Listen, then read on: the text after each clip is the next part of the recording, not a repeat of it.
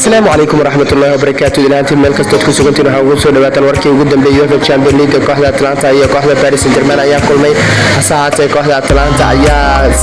si dirqiya kaga badisay ligeeda kooxda Paris Saint-Germain daqiiqadii 80 ayaa inta laga barbareeyay loo saayay goolkii niyadjabka hasaatay waxaase u gudbay wareegga quarter finaalaha kooxda Paris Saint-Germain sidoo kale kooxda Atletico Madrid kooxda Real Madrid ayaa kulmay Real Madrid ayaa guul weyn kala kulantay ligeeda kooxda Atletico Madrid hasaatee kooxda Atletico Madrid ayaa isaga hoyatay koobka UEFA Champions League quarter finalihiisa sidoo kale kooxda Barcelona kooxda Bayern Munich ayaa caawa kulmi doona saacada goosheegta markay tahay geeska Afrika 10 habeenimo hasaatee kulankaas ayaa kulanka ugu adag ee UEFA Champions League sidoo kale kooxda Manchester City ayaa kulmi doona kooxda Olympiacos Lyon